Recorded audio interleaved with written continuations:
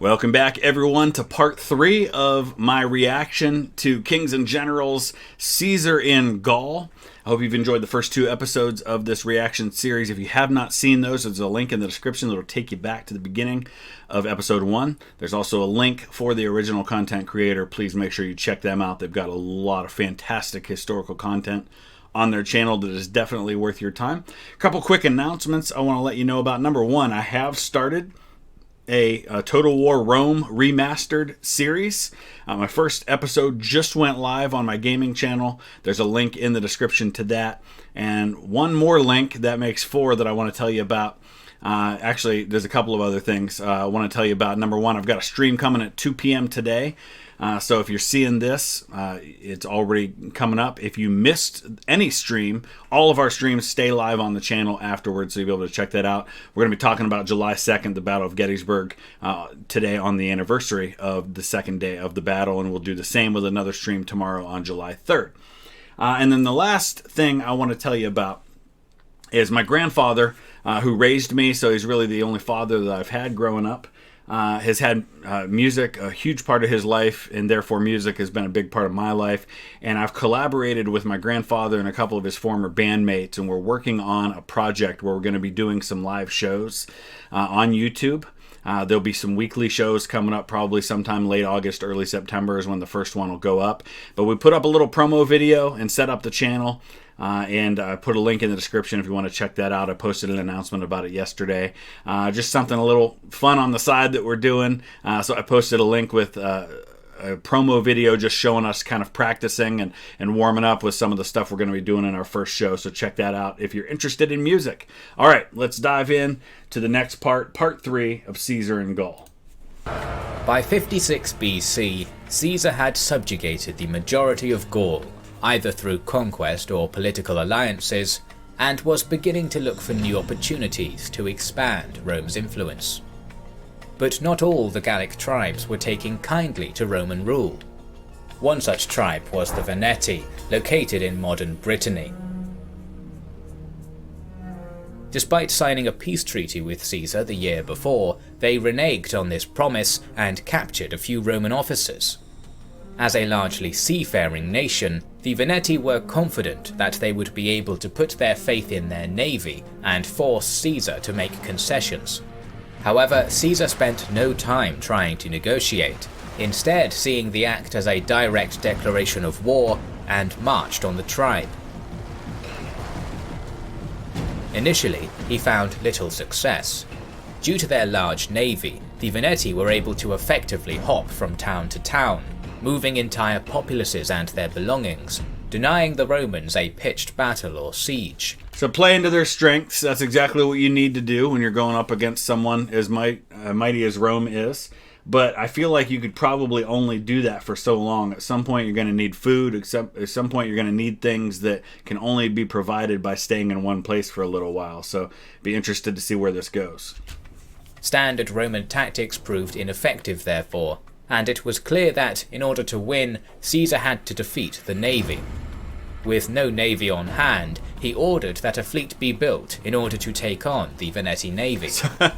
So we talked yesterday a little bit about how Caesar's men had to be engineers too, because in a lot of these battles, and especially when he comes up against in the huge battle that will define the Gallic Wars, he's had to build entire walls, entire cities of settlements, and fortifications were a regular thing. Now they've got to build a navy too. But compared to the Roman ships, which were designed for the Mediterranean, the Veneti ships, designed for the Atlantic, were much stronger and taller, and the Romans found them impossible to ram or board. It was only through the ingenuity of one of his legates, Decimus Junius Brutus Albinus, who suggested that they use billhooks to cut down the sails and cripple the Veneti boats, that Caesar was able to defeat their navy. With this issue sorted, it now seemed that Caesar would be able to move on to new conquests.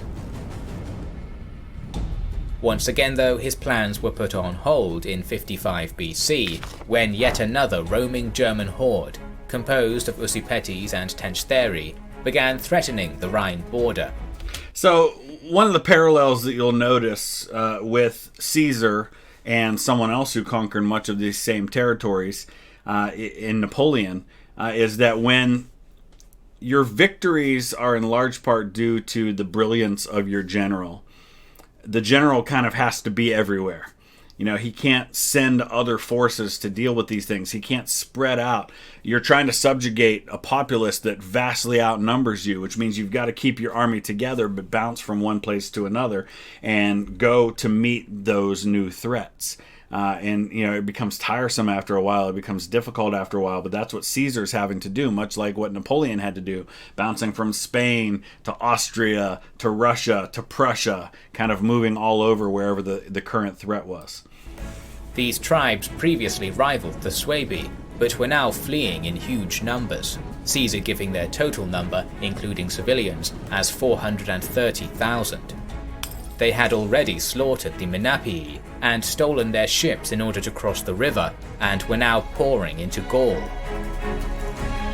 Upon hearing about this, Caesar was once again compelled to act, as he was worried that the Gauls might join the Germans in an attempt to oust the Romans.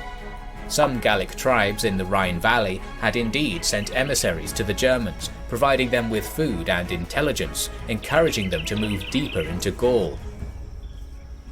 Caesar gathered a council of Gallic chiefs and convinced them to provide more cavalry for him to confront the Germans. And remember that, thinking down the road, we're 55 BC, thinking down the road even hundreds of years, the Germanic tribes were tribes that the Romans never fully did conquer. They won battles against them, they subjugated some of the border tribes at different times, but they never did fully conquer the Germanic peoples, and they continued to be a threat that eventually is a big participant in Rome's downfall. This served two purposes.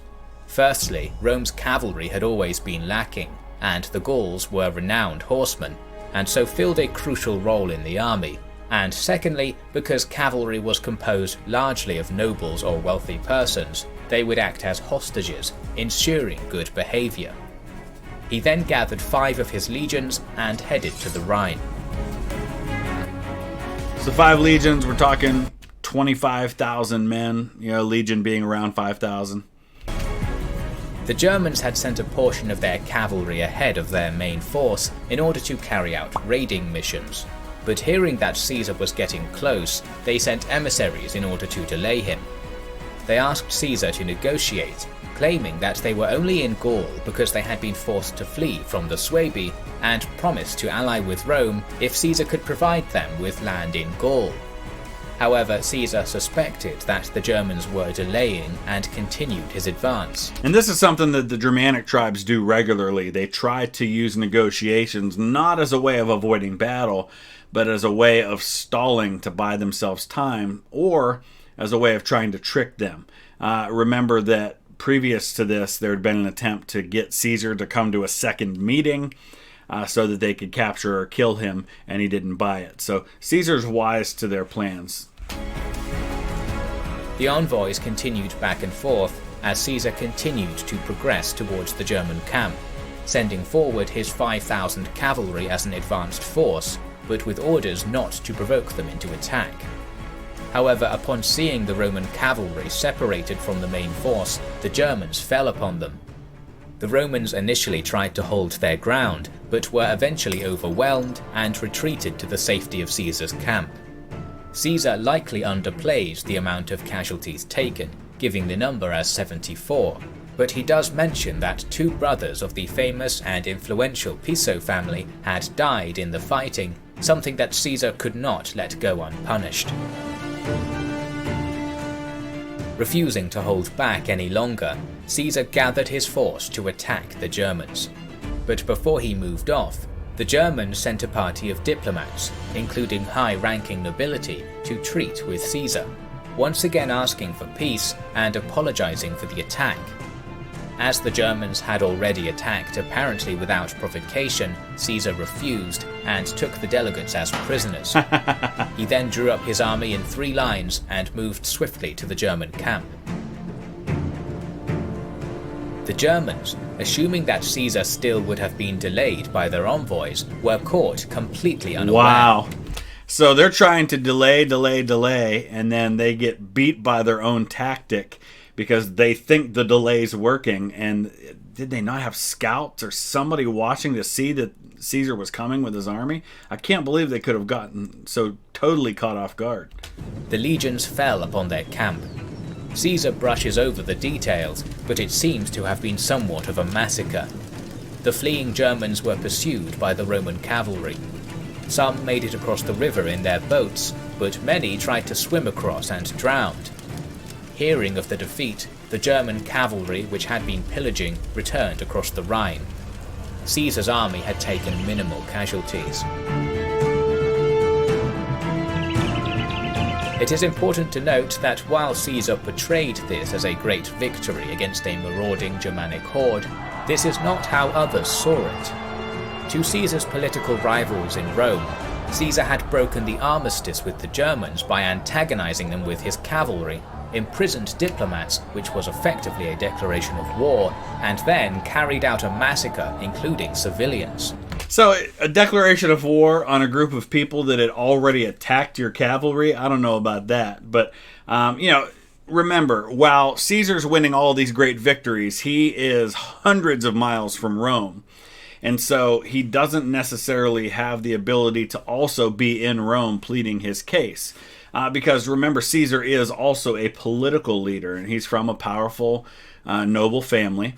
So there's always this politics that go along with all of this too. And, all of these men, as many of you mentioned, Crassus, who's part of his triumvirate that he had been a part of, has also been a military leader. Pompey is known as Pompey Magnus because of his great military victories. But being in Rome always gives you a political advantage over a guy who may be winning victories, but is hundreds of miles away.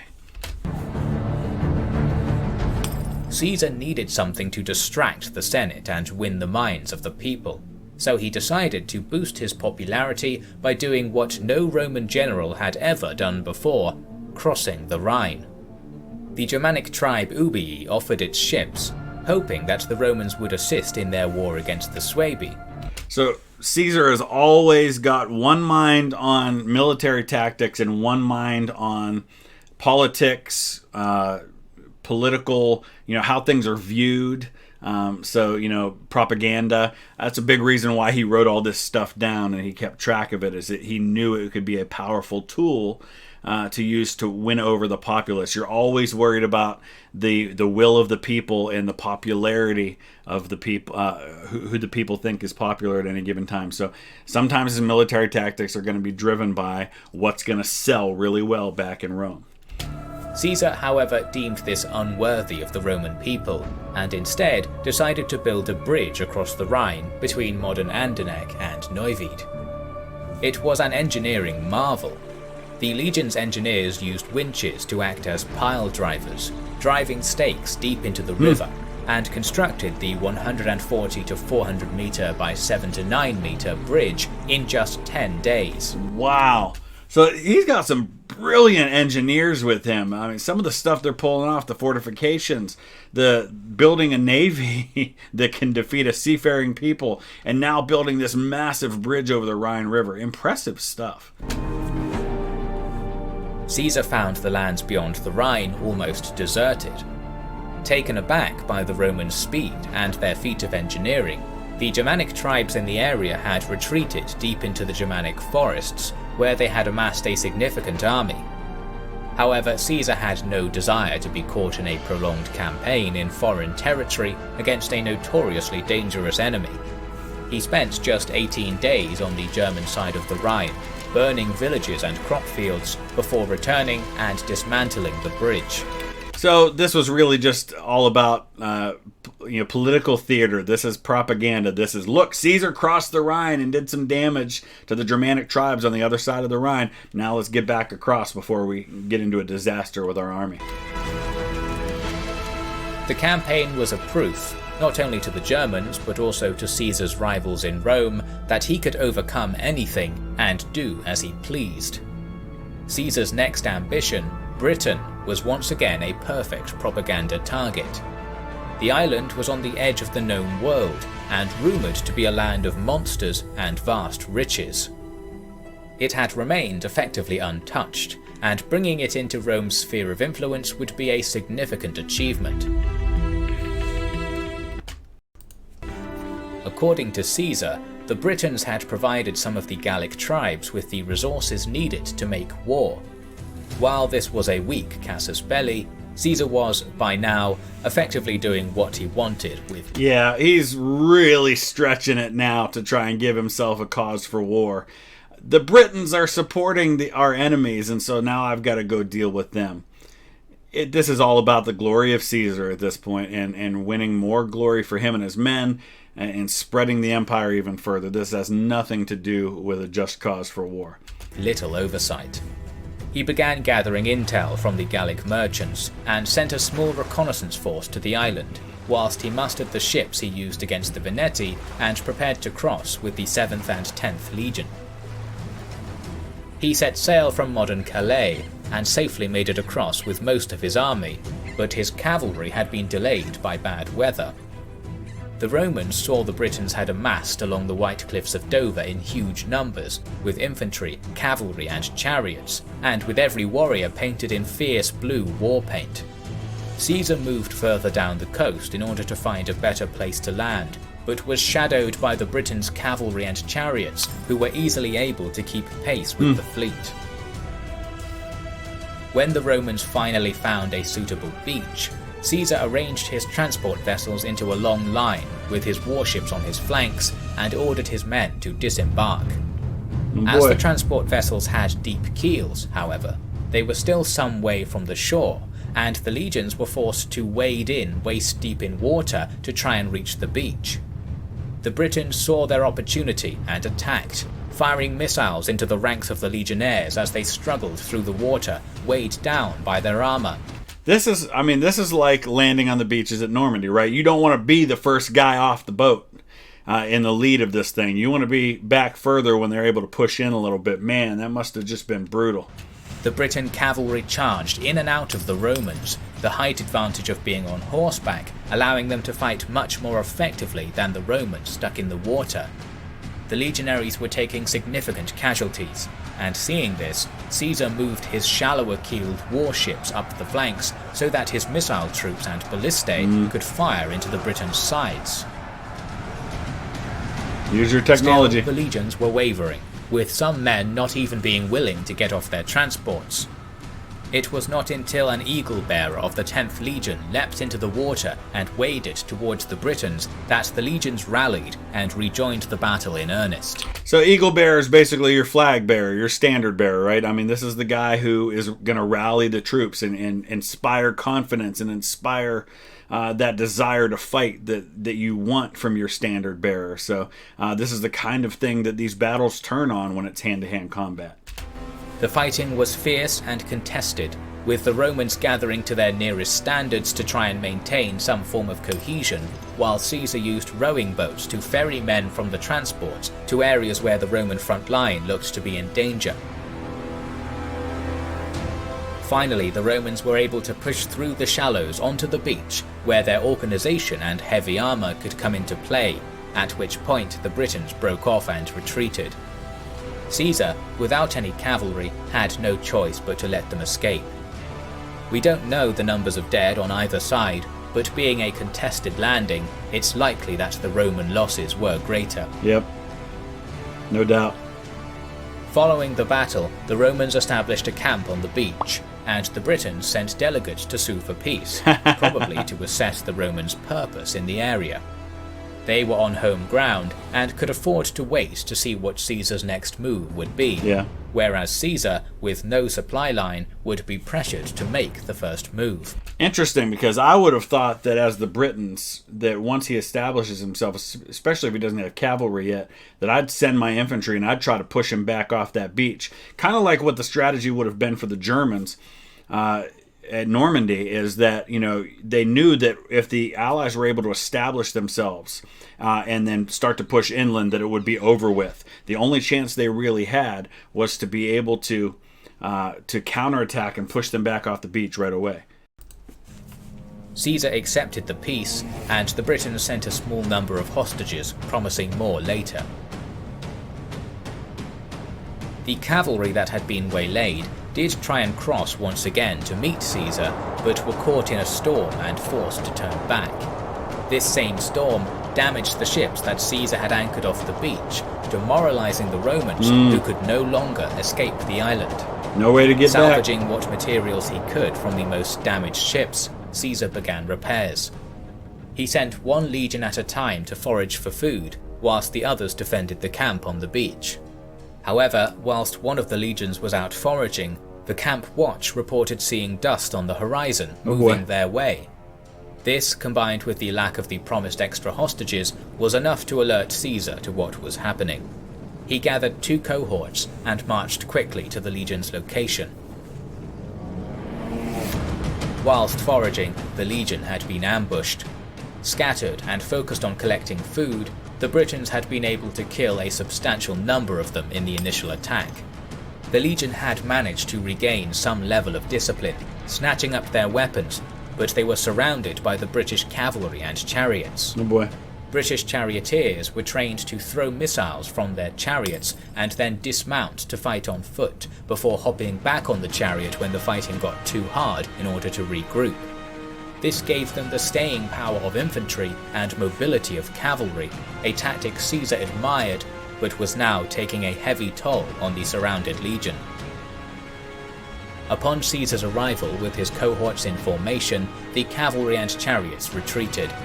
The Britons had no desire to fight heavy infantry in formation in a pitched battle without their own infantry support, and allowed the legion to withdraw to camp with Caesar. However, bolstered by this success, the Britons amassed their full force of infantry, cavalry and chariots and marched on the camp. That's what I'd do too. Caesar drew out his legions to meet them. So far, he had been fighting in difficult circumstances, in water, in ambushes, against a highly mobile enemy. But this was an ideal situation for the Romans, where their formations and discipline could truly make a difference. The Britons charged, but in these conditions, the Romans had a significant advantage. Whilst the chariots and cavalry had proved highly effective against small groups of Roman infantry, with the legions in a cohesive line, they now had little effect. The Britons quickly caught on to this fact and disengaged, their chariots and cavalry leaving the battlefield. I'll give the Britons credit. Once they figured out that it was not an ideal situation for them in this battle, they disengaged. They didn't keep pressing. They didn't get themselves annihilated.